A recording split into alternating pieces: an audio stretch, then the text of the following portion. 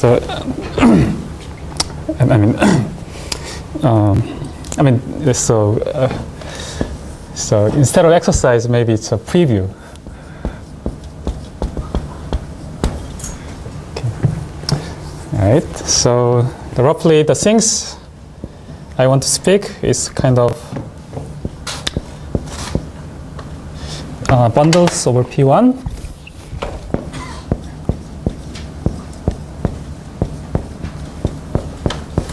And somehow the second thing is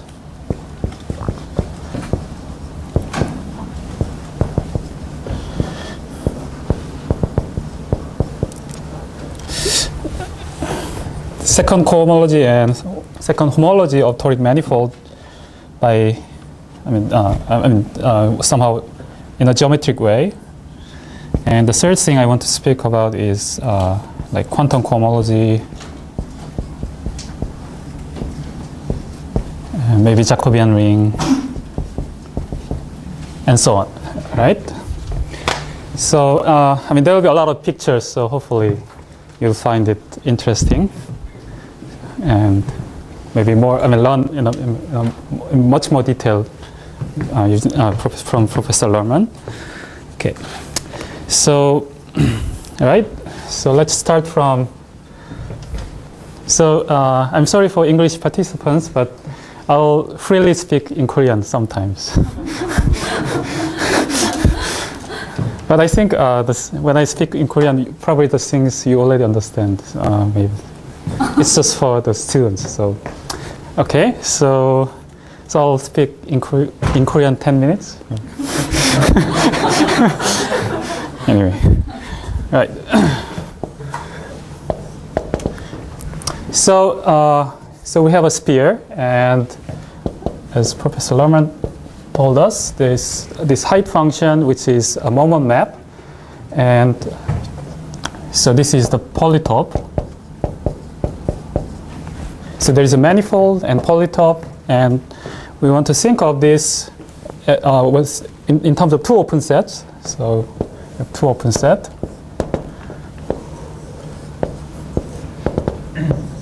right? Containing, South Pole and North Pole, and corresponding to these two open sets, we have what we call dual cones.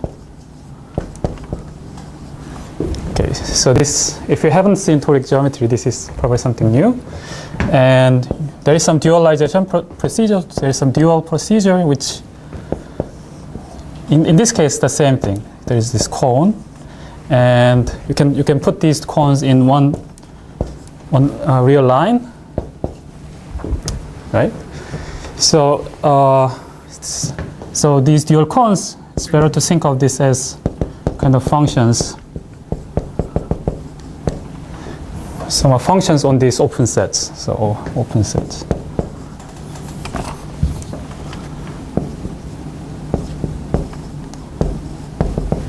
Right? So what do I mean? Well, so this as a vector, this is like -1. This as a vector is like 1, right? So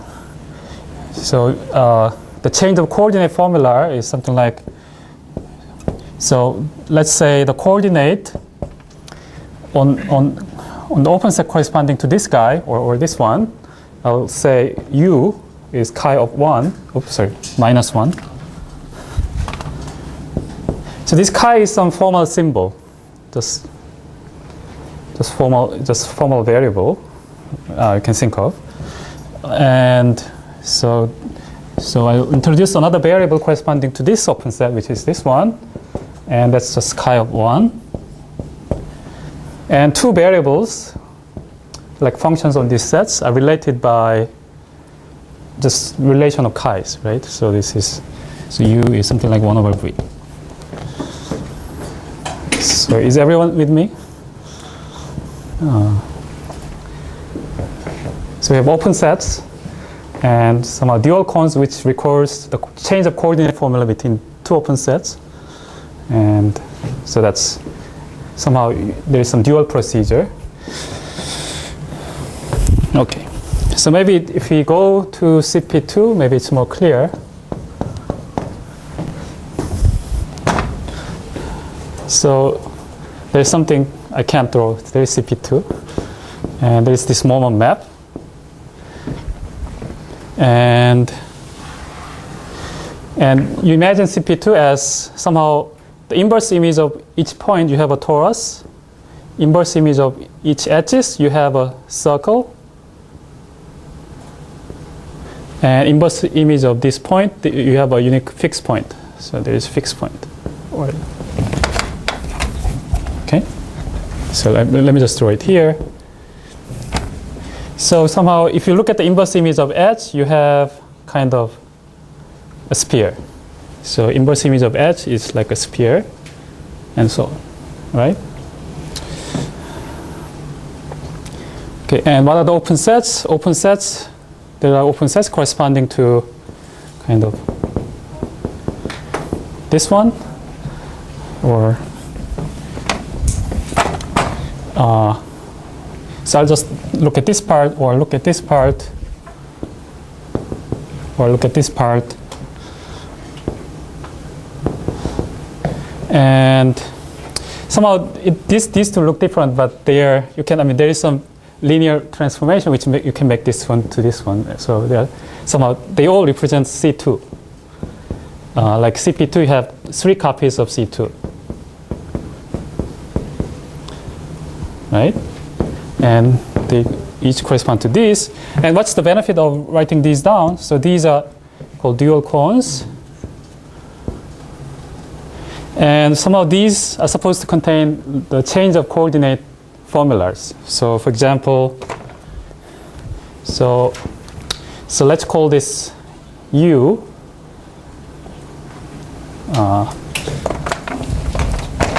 So this one U is chi of, so this is 1, 0 vector. And let's call this V. So this V is chi of 0, 1 vector, right? And here we have, so let's denote maybe Z and W. So Z is going to be chi of, this is 0, -1 vector. This is W is chi of 1 and -1. And the relation of UV and ZW, I mean, this is a coordinate of, UV is a coordinate of this copy of C2, and this is ZW gives another C2. And the attaching map is just given by these numbers. For example, Z is chi of 0, -1. This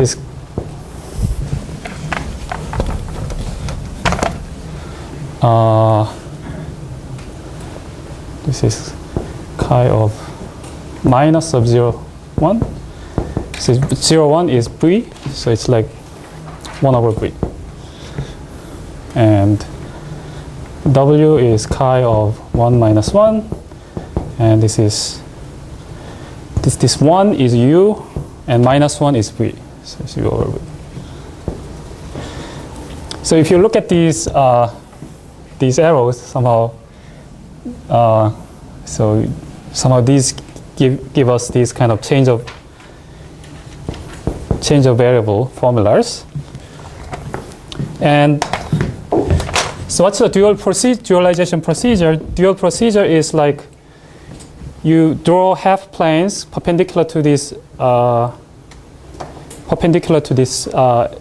arrows, and so you look at the half plane, which is positive when you take inner product. So it's this part, and then positive with respect to this arrow. So this part, and somehow the dual cone is the intersection of these. So you get, so this is dual cone, and in this case you do this something like this. So this is dual cone, and in this case dual cone is the same. So if you put all these cones. So these are dual of dual cones. So these are cones. If you put all 3 cones together, then you get this one coming here, dual cone of this coming here, dual of this coming here, and so on. So you have 3 cones pieced together.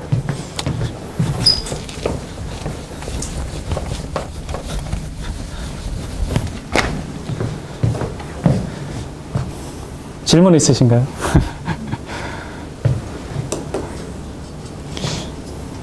So more examples.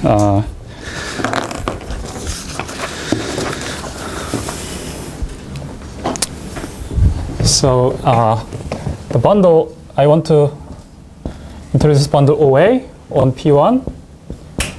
So this is first P1, you can think of it as C2 minus 0 divided by C star, where C star acts on Z0, Z1, maybe Z1, Z2.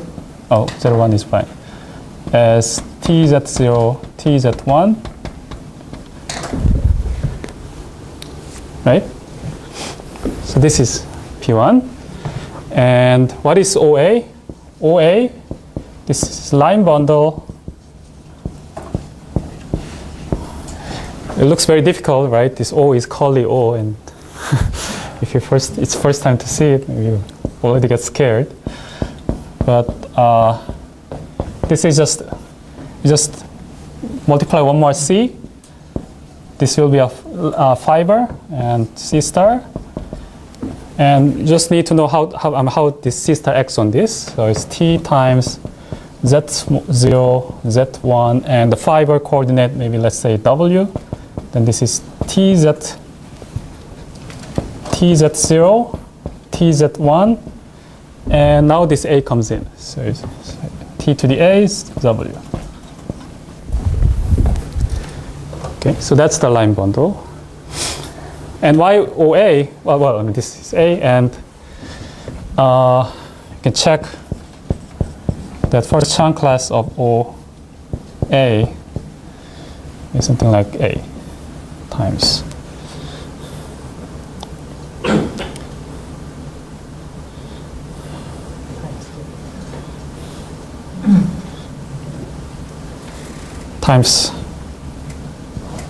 hyperplane class. Yeah. Okay. So to do this, if you don't know, find a PhD student and ask him. So it's just find. No, I didn't. I'm not going to say that. Find the section. I mean, or just maybe I'll find it for you, like Z0, Z1, and Z0 to the A. This is a section of the line bundle, and just look at where it vanishes, right? Okay, so this line bundle, let's see how it glues. If you know how to glue it, then we can write a toric chart.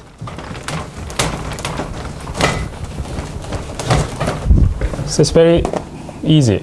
So if you have Z0, Z1, W, then if you multiply 1 over Z0, so we have this torus section. So if you multiply 1 over Z0, you get 1 Z1 over Z0, W over Z0 to the A's power. And if you multiply 1 over Z1, then you get Z0 over Z1, 1 W over Z1 to the A's power because of this T to the A. So what's the coordinate change? So let's call this U, maybe V, and let's call this eta, and let's call this U, and let's call this Xi. Then, so what's the relation of U and V?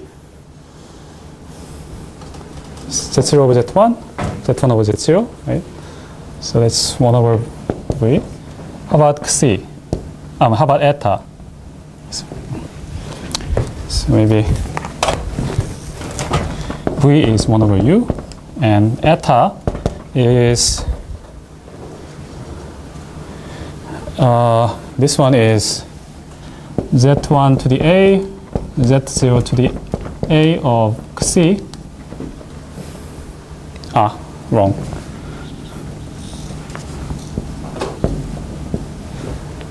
Right? So this is, so z0 over z1 to the a, c. And z0 over z1 is v, or 1 over u. So this is c over u to the a, or u to the minus a c. So that's the change of coordinate formula. You have u inverse and u to the minus a c, right? So the change of coordinate is something, by looking at this change of coordinate, you can just imagine how dual cones are related.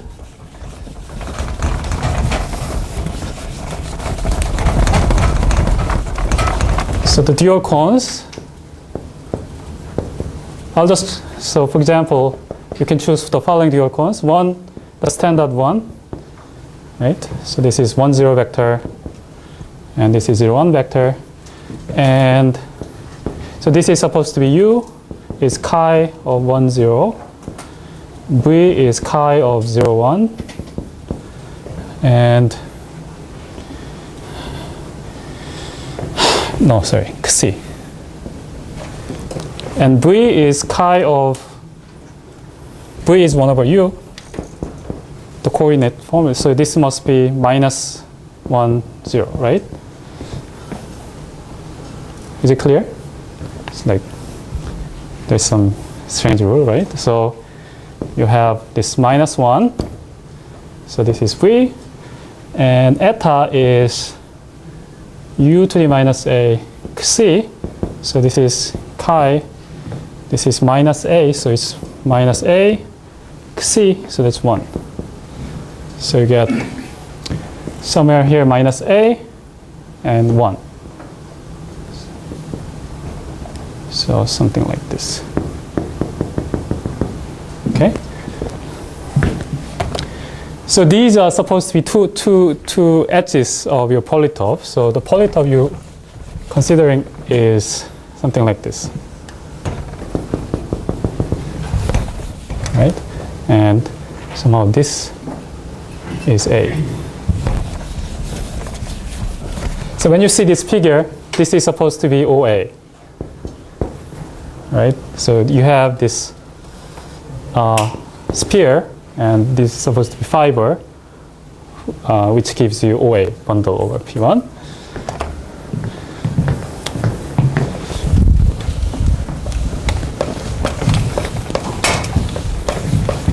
So I'll give an exercise for tonight.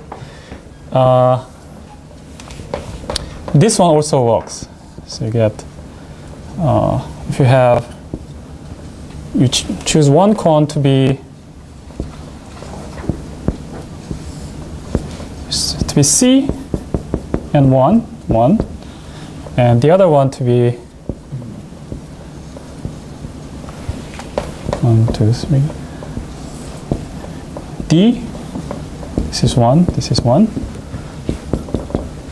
And if you try to write down the, so these are, suppose these are dual cones, then check, this gives O of minus C minus D. Okay, very simple exercise. You set U equal chi of 1, 0, V, the same thing. Right, so this is the exercise for you tonight. So this means that if you see in the Deljan polytope something like this, where this is gives you some P1, and where this is C, this is D, then what you get is O of C plus minus C minus D. Okay, so that's this line bundle over P1. So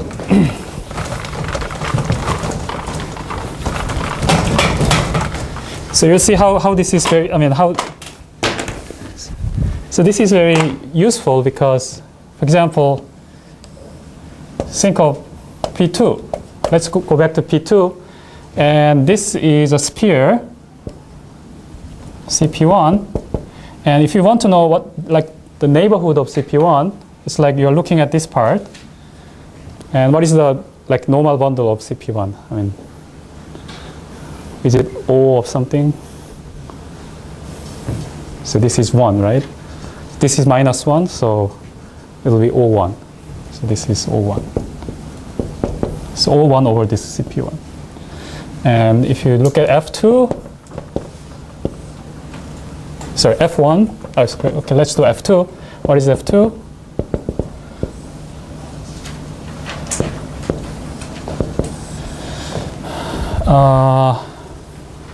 So this is 0, 1, 2, 3, 1, something like this. If the slope is 2, so that's what F2 means. And if you look at here, so along this edge, you have this P1, right? And what is the neighborhood of this P1? Well, it's 0 here, it's -2 here, right? So the neighborhood is O2. And the neighborhood here is O -2. And the neighborhood here is O0, right? Just trivial bundle. And the neighborhood here is also O0. Exercise. So I mean, somehow this is maybe give you some motivation why you want to study toric geometry.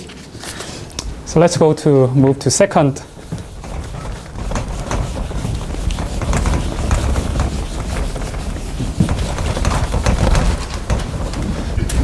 Is it clear? Do you have any questions?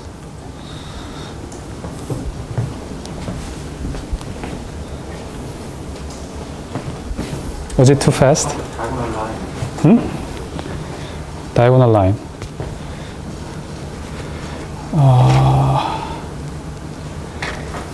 What about diagonal line? Normal bundle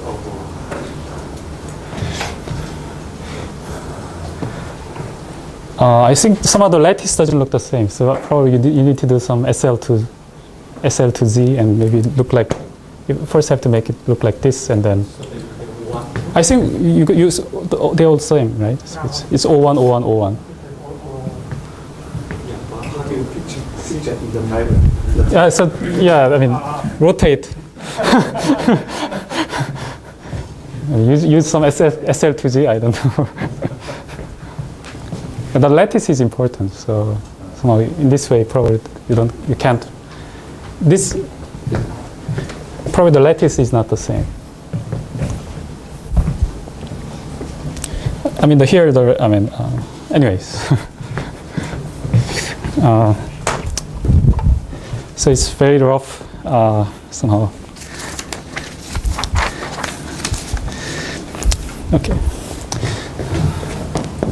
So the second topic is H2 and H upper 2 of toric manifolds, spire disks.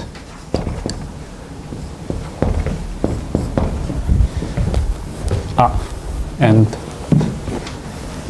maybe divisors.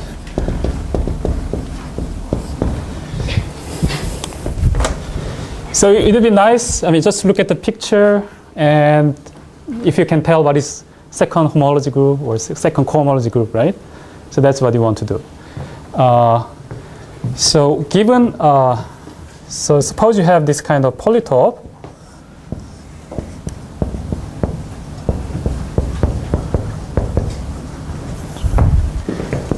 There is an exact sequence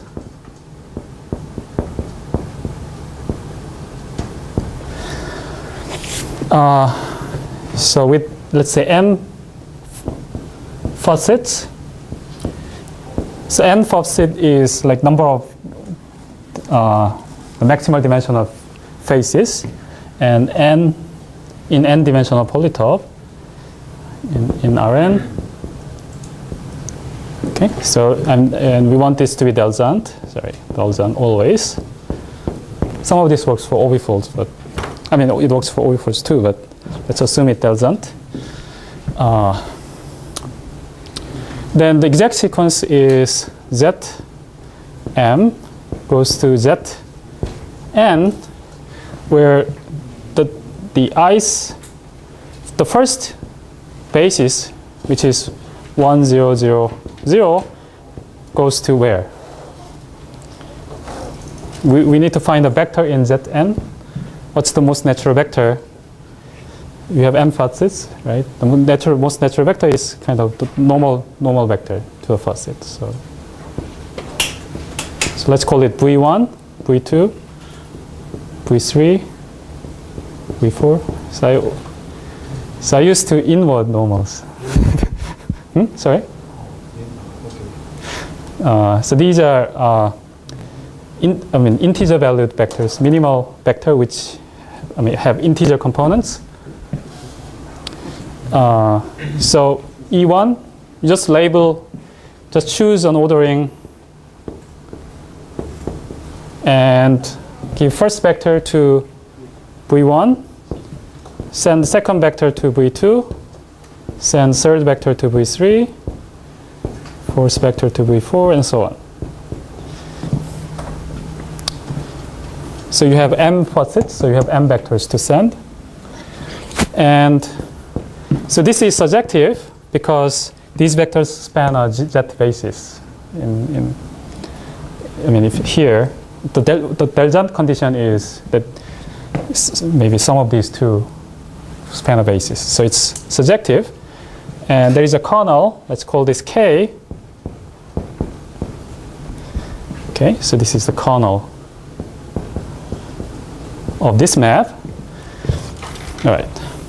And this is going to be our H. So this is going to be our H lower 2 of the toric manifold. So let's see why.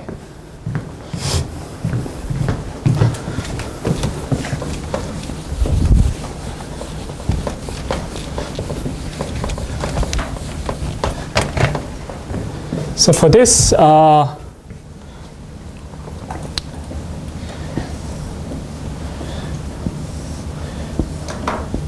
when you have this polytope P, and let's call this corresponding manifold M,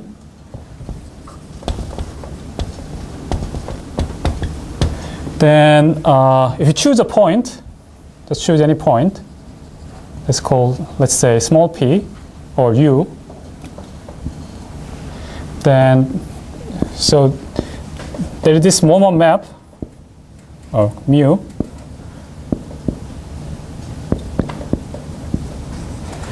So this polytope is supposed to be moment map image of this symplectic manifold, and so mu inverse u is like a torus fiber, which is like circle to the nth power, or you could take the union of, we'll choose U in the interior of the polytope. Interior. In fact, if you take inverse image of interior of the polytope P, you get all the image of torus, which is C star to the n.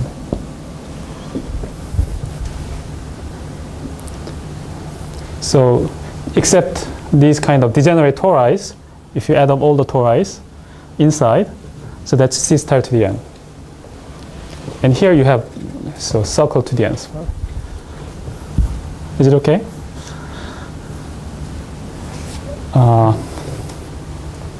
Okay, then there is this homology exact sequence for pairs.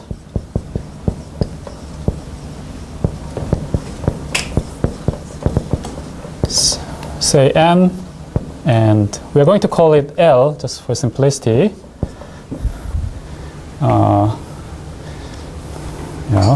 L is for Lagrangian, but let's forget about it for 30 minutes. Okay, well, but let me just point out that this is homotopy equivalent to, so these two are the same, right? So if you have this big torus, you can just push it down to real torus. So what's the homology exact sequence for these two pairs? You get H2 of L going to H2 of M going to H2 of ML, and what's the next one? Right, H1 of L, H1 of M,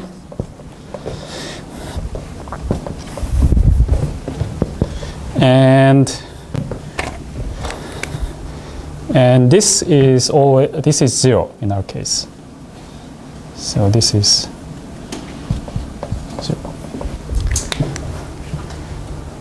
Somehow if you have a roof, you can always pull it back. Is it a good proof? I don't know. How do you show H1 of toric manifold is 0?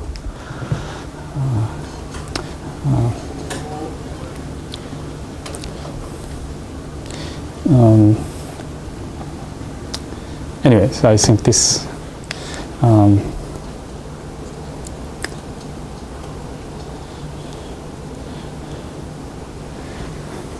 probably, I mean, you can do it by gluing this open chart. But okay, this is not difficult. And so, because L is torus, so somehow there is a generators of H2, which are like some circle times circle. There are many circles in this torus. Circle times circle is like a two cycle in here. But so this is not 0. But this map is 0, so this is 0 map.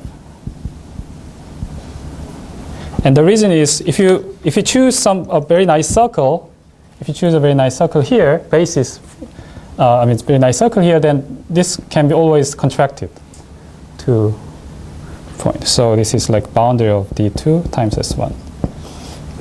So inside this toric manifold, this is 0, right? So we have H2M, H2ML, H1L, and we have this K, ZM, ZN. And so the claim is these two are the same thing.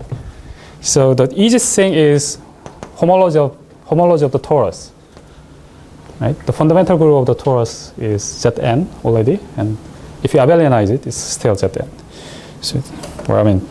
So this is Zn. So if you can see that this is isomorphic to Zn, then this is just should be K, right? Because this is exact sequence. So why should it be isomorphic to Z to the M?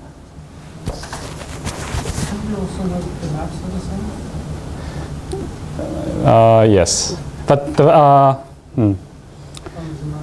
yes. So you mean this map? Yes. So first, let's see how to find the kind of geometric representatives of this H2. So what you're trying to do is you have this big torus, big toric manifold, and all the inside is kind of relative to it. This L is isomorphic to, this is homotopy equivalent to C star N here. And C star N is the interior of the whole thing.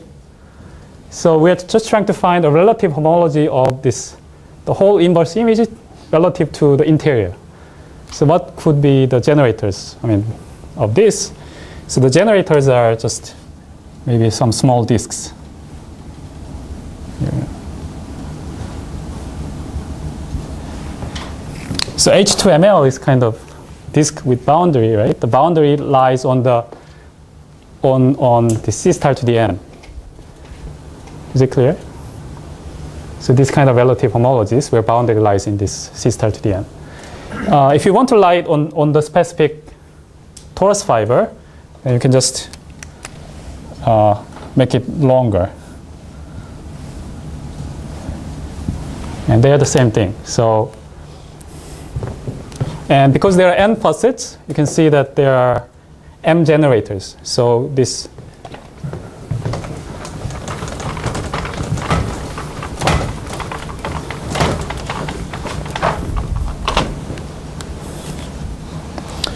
So for each facet,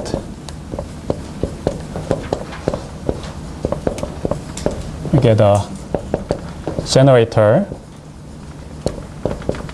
of H2M C star to the n, which is isomorphic to H2M of L.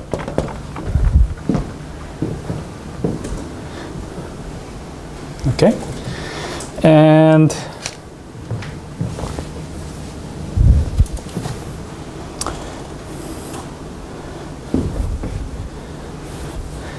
in fact, shall we do an example? Okay, example. So there is this CP1. So this is our torus fiber, which is inverse image of a point, right? And so these are like facets. And what's the relative second cohomology class? These are these disks. So you have this one disk here, and you have another disk here. Okay? And so this is the circle. And the boundary is actually the opposite. So there is this boundary here, and that boundary here goes to the opposite way. And there is a canonical way to identify this somehow torize in the middle with this C star n, and somehow this arrow is related to whether it's 1 or -1. So this, I'm not sure. Somehow the boundary, so this fact, which I'm not going to prove, is boundary of these disk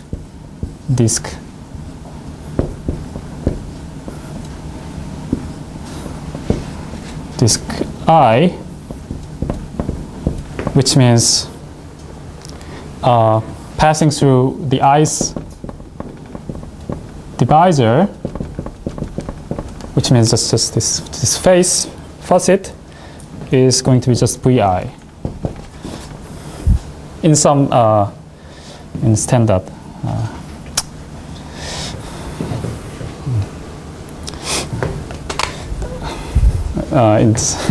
There is just some standard chart to do this.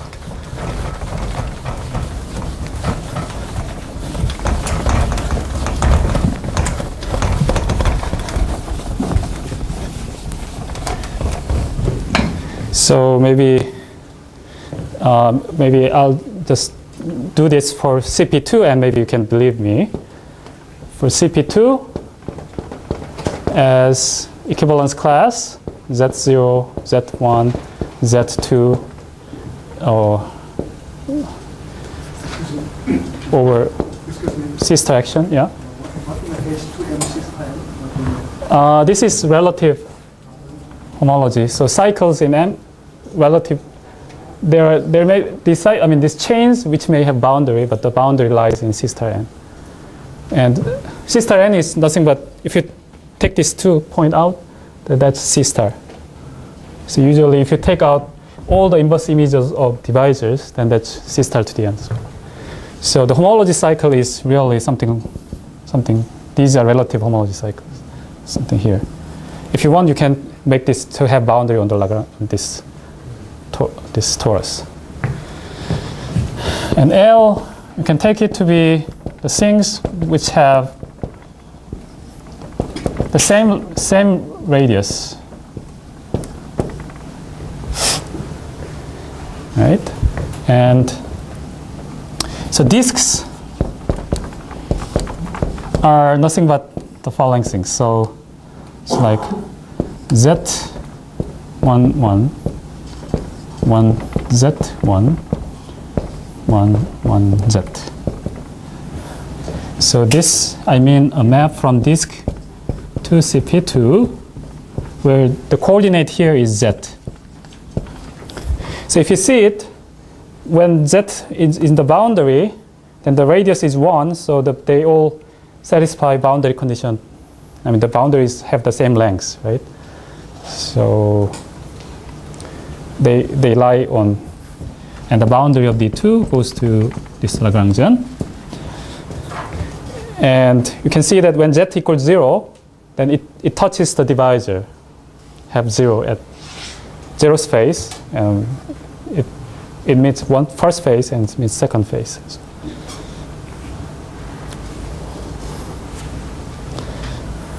So I mean this. So you have this kind of central fiber, and so this one is something like this, and this one is I don't know, something like this, and that one is something like this. Okay, and I mean you can see it that you can also write this as 1 over z, 1 over z, and you see that in torus somehow this winds, the coefficient is something like -1, -1, which is this normal vector, and this is 1, 0. The coefficient is 1, 0, and that's kind of this one, and this is coefficient is 0, 1. I mean the exponent of z is 0, 1, so this is something like this. So somehow the exponent of z is related to these normal vectors. So that's what you get when you take the boundary. And so I told you what is H2. So what is K? So K means the generators, like the linear combination of generators whose boundary is 0 here, right? It's like linear combination of disks whose boundary becomes 0. So K is linear combination of disks whose total boundary is equivalent to 0. So for sphere, you have these two disks, but their boundary cancels out, right? So you have this one and the other one. So that's the homology class. So this one together, so that you get this. And for CP2, you see that -1 plus 0, 1 plus 1, 0 is equal to 0. The sum of all three is 0. So that means it's somehow you add. So this is what homology class look like in second generate homology class. Right, so let's try to do this for Hertzsprung surface.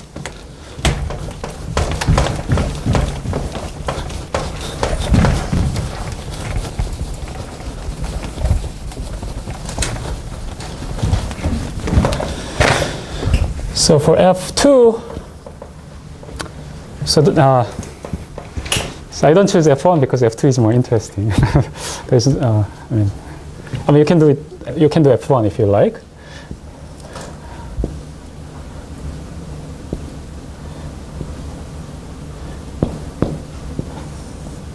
Oops. Okay, maybe. So that's 1, 2, 3. So this is 0, 1, 2, 3, and this is 1. That's slope 2. So that's F2. And so let's look at the exact sequence. Z4 goes to Z2, goes to K. And the first generator goes to, so let's label it as 1, 2, 3, 4. Then first generator goes to, so we are looking at normal vector. So that's 0, 1. So E2 goes to, so this is slope 2. So when you go 1, it goes to, slope -2. So it's -1, -2. So it's -1, -2. Third one is just this one. So So that's 0, minus 1. Fourth one is this one, so that's 1, 0. And K is kind of linear relations between these. Can you find relations? How about these two, E1 and E3, right? If you add, you get 0. So you can send combination of E1 and E3 is 0, right? E1. So we can draw it. What is E1 plus E3? What is E1? E1 is a disk. So let me draw it here. E1 is a disk going up like this. E3 is a disk going down like this. And what you do is just connect them. Okay, so that's our generator. And can you find another one? Another relation? There must be two relations, right? So this is Z4 and Z2.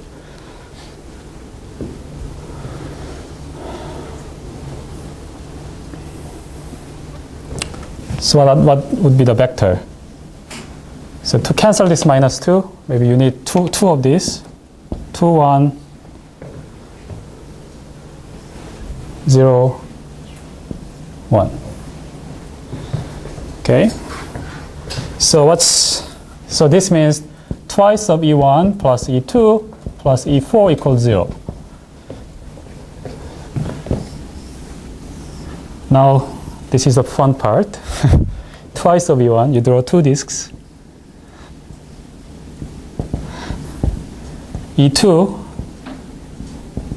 E4, and just connect. Okay, so that's our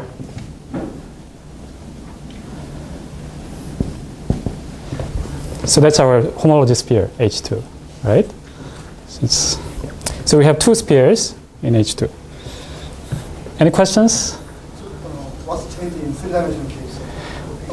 The same thing. Three-dimensional, for example, if you have kind of simplex, that's CP3, and I think you get disk here, disk from the bottom, disk from the face here, and just connect. So I mean, it's always a kind of union of disks. It's an element of H2, so it's kind of always two-dimensional thing.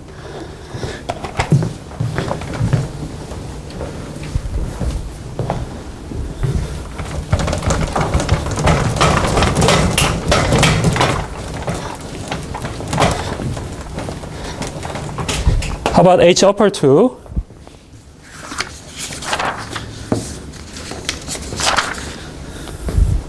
So change of perspective.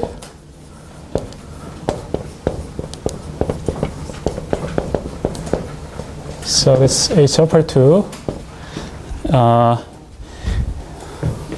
Kind of natural generators are toric divisors, or Poincare dual of these toric divisors. Poincare dual of toric divisors. So what do I mean by toric divisors? Suppose you have this CP2, then now there are toric divisors which are these kind of circles.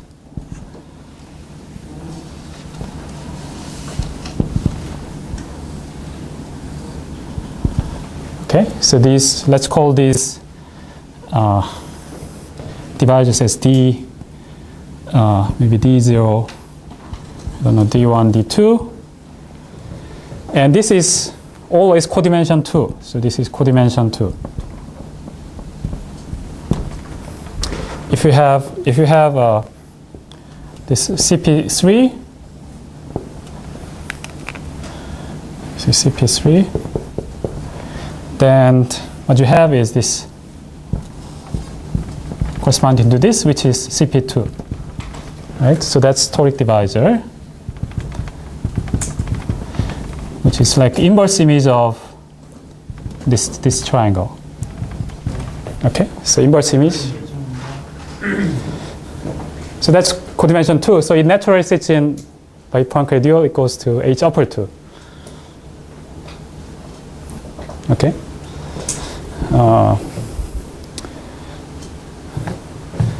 So the question is then, what is the relation between H upper 2 and H lower 2, which is kind of the spheres we found by gluing these disks, is Poincare duality.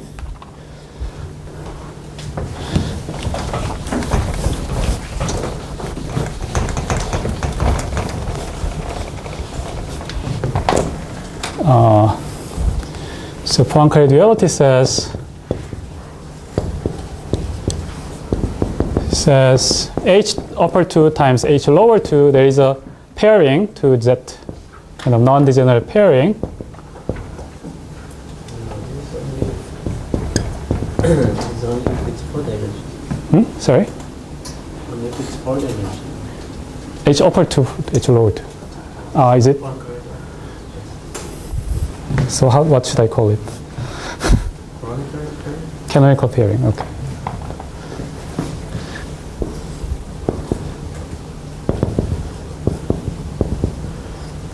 But I want to stress that it's non-degenerate pairing, right? So what it means is, if you have alpha and beta, if alpha and beta have same intersection pairing with H2 elements, then this is alpha is equal to beta, because it's non-degenerate pairing. I mean, right? So let's apply this to this CP2.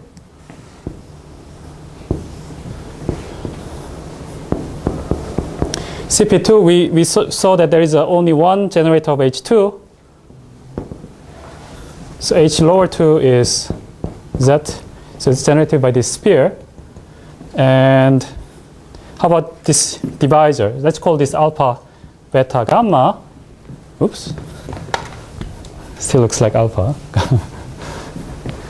Then I'm just saying that alpha times, oh no, sorry. Completely wrong.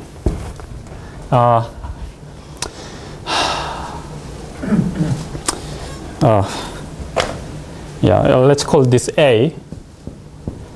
And let me just call these classes as D1, D0, D1, because it's coming from the divisors, D2. And this pairing is given by this intersection number. So D0 intersection A is 1, D1 intersection A is 1, D2 intersection A is 1. So this means D0 is equal to D1 is equal to D2 in H upper 2. So it's a non-degenerate pairing, so if the pairing is the same for all generators of H lower 2, they have to be the same. So it means these all three spheres, the Poincare dual of these spheres have the same cohomology class. What portion? Sorry? What portion? Because H1 is toric. Yeah. H1 is 0. So.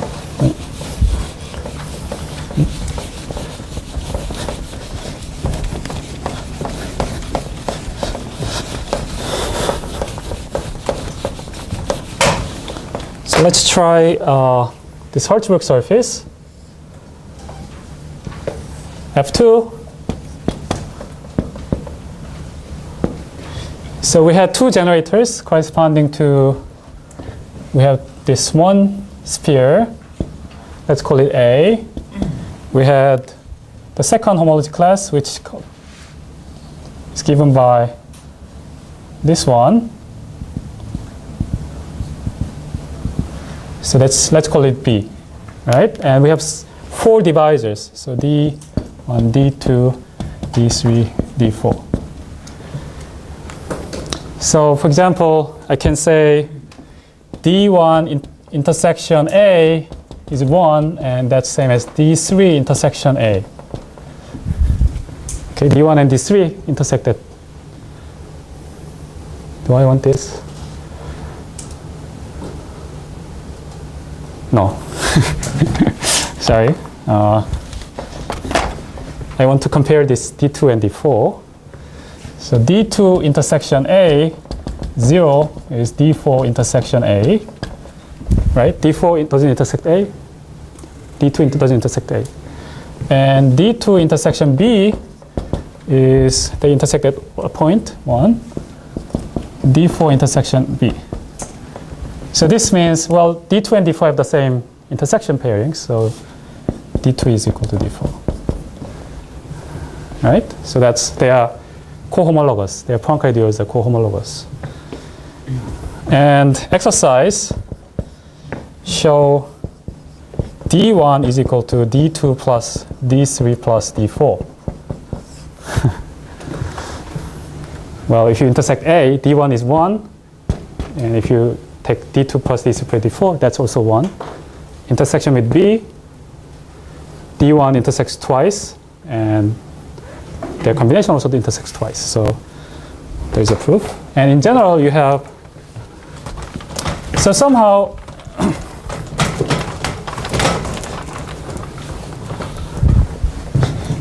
so these relations are called actually linear relations, which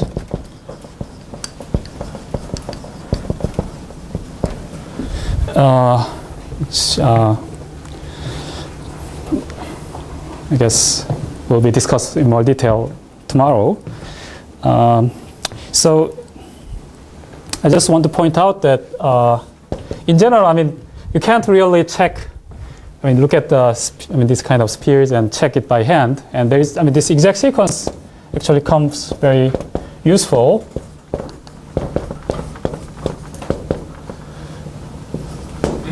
In fact, these intersection numbers are encoded in this exact sequence. So let me recall. So there's K, Z4, Z2 to 0, and this here I wrote 1, 0, 1, 0, and 2, 1, 0, 1. And somehow this is intersection number with divisor D1. So A intersects once, B intersects twice. So that's 1, 2. And this is for D2. So A intersects nothing, and B intersects once, so on. Right? So, and the relation between intersection numbers are, so relation between intersection numbers with divisors correspond to relation of row vectors Q1, Q2, Qm, where this matrix is Q. Okay? And the relation of row vectors come from the exact sequence, which is just coming from this.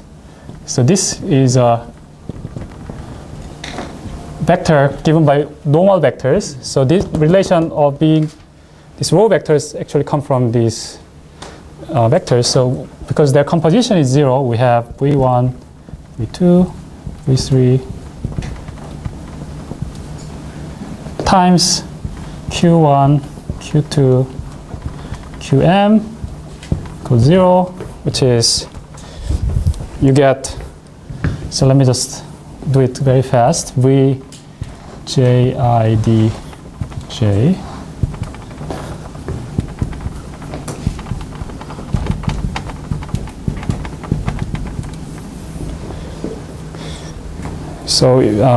somehow it gives you kind of series of relations. This is called linear relations. There are n relations. So I don't have much time left, so let me go to third part of the talk.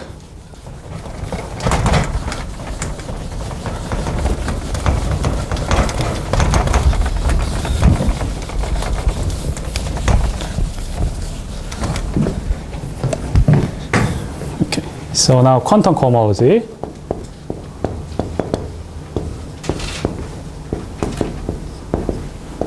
So quantum cohomologies are not only looking at intersections, they also look at kind of intersections via holomorphic curves. So kind of intersection product via holomorphic curves. So what I mean is, for example, CP1. So let's call this D1 and this D2. Then D1 times D2 is kind of Poincare dual of, sorry, I should put Poincare dual everywhere, but somehow it's Poincare dual of D1 intersection D2, but this is empty set, so it's 0. These 2 points do not intersect. They don't intersect, right? So their cup product correspond, you take Poincare dual and take cup product, that's intersection and Poincare dual. But they don't intersect, it's 0. But we have this sphere, holomorphic sphere, kind of connecting this D1 and D2. So that's the quantum product. So I write D1 star quantum D2. That's not 0, that's going to be, you have this whole sphere, so it's going to be 1 times T. We also record somehow area of the sphere. Okay? So somehow it's written in terms of this kind of holomorphic curves. And the second example is CP2.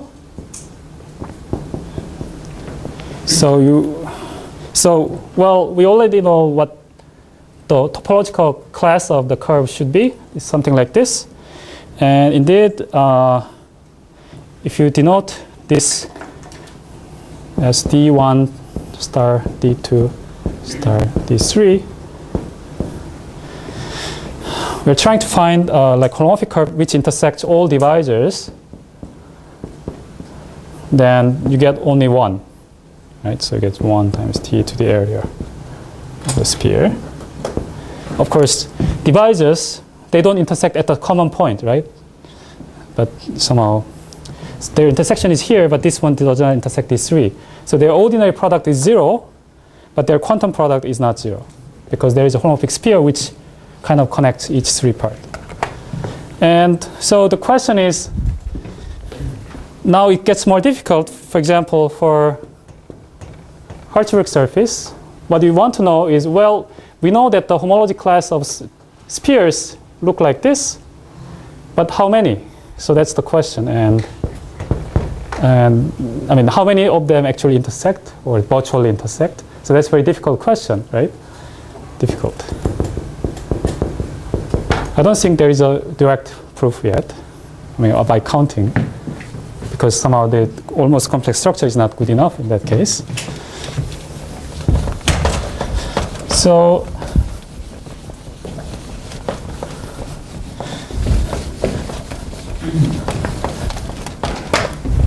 but it turns out that somehow there is kind of open, closed theory, which you probably haven't heard of, but it's something like this. So there is some divisor Di, there is some divisor Dj, and we are trying to find a holomorphic curve which intersects Di and Dj, some holomorphic curve. So instead of trying to find the actual holomorphic curve which intersects Di Dj, we are going to intersect it with a disk which lies on this L. Okay? So try to analyze disks. And something very strange happens. It's something like this. So if I do draw a graph of this schematically, I mean, it's still all just pictures, but let me just draw it in a different picture. So we have a disk, we have a sphere with two intersections, di and dj. So this is di. Oh, sorry, so I don't want to write it this way. So di and dj. Okay, and there is a very strange cobordism, one parameter family, which look like this, which is you have a disk, two mark points lying on the equator, something like this. So think of these two as a bomb, or if they collide, they blow up. And so this is one parameter family. So it's like, suppose it's kind of symmetric. So when they collide, then you get this. And the other end of the family is this point will move out from the disk. Then what you get is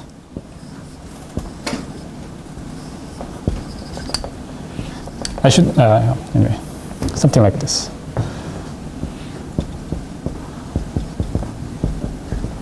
Okay. It turns out that, so here's a sequence of facts. So this image of this divisor di and this disk, this is always kind of multiple of fundamental cycle, this L. So this is based on my doctoral thesis, actually, and also this one also. And the only configuration, which, I mean, this is kind of unit, and like unit multiply this kind of disk version of quantum cohomology, disk quantum cohomology of a unit is always just a unit. So this product is trivial product. So this is trivial product. This is non-trivial product. Somehow they are related.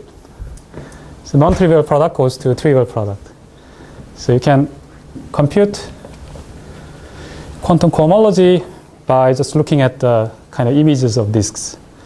And so this works only for some conditions like Fano, because somehow you can't really find all disks of this type. If it's Fano, then it's known. But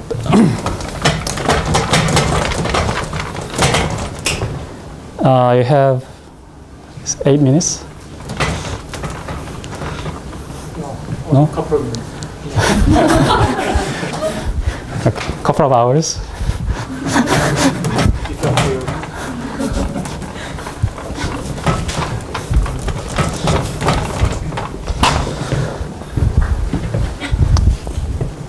Okay, so what do I mean? I mean, there's heuristic. I mean, what do I mean by recording? I want to record this kind of cycle in terms of information about disk, and in Fano case, so it can be actually done. So there is some technical way to do it, what's called bulk deformation or so on, developed by FOO. So I mean, this is related to my work with Advisor and Fukayo Ota-Ono, if you have heard of the big book. It's called bulk deformation and so on. But anyway, in Fano case, the map is nothing but this. So this di, what we get is, you get some formal variable, y1 through yn, formal variables. Then you get y to the vi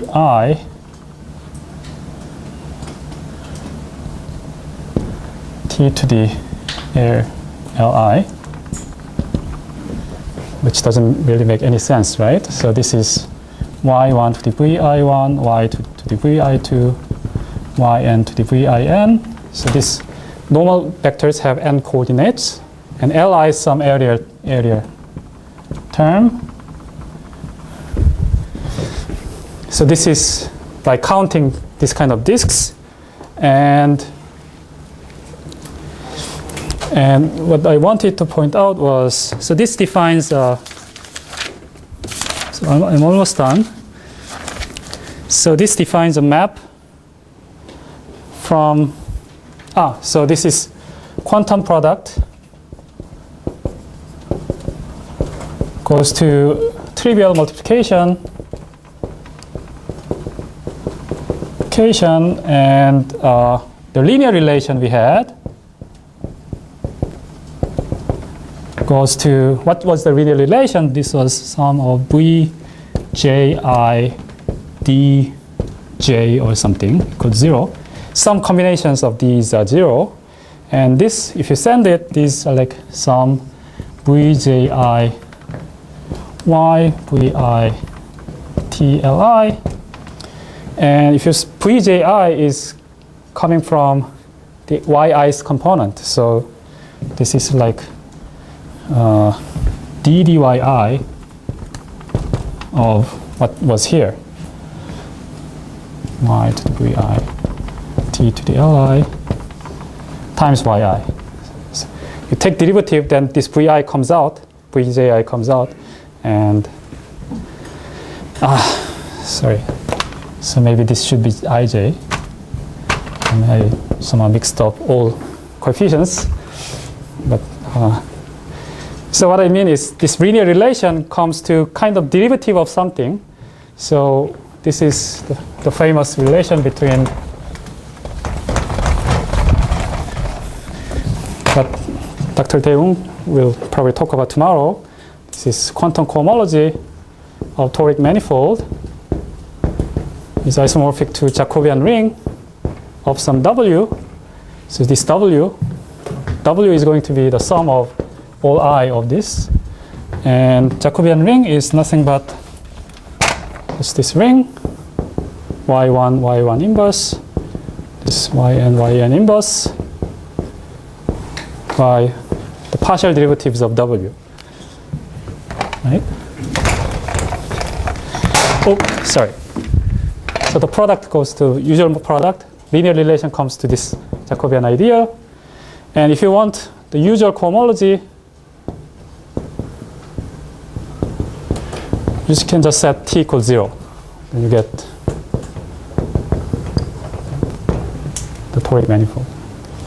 Somehow, so the toric manifold have very nice presentation as kind of this kind of Jacobian ring. And this term has all the t's in here. And if you set t equals 0, then you recover the original cohomology theory. Okay. I'll stop.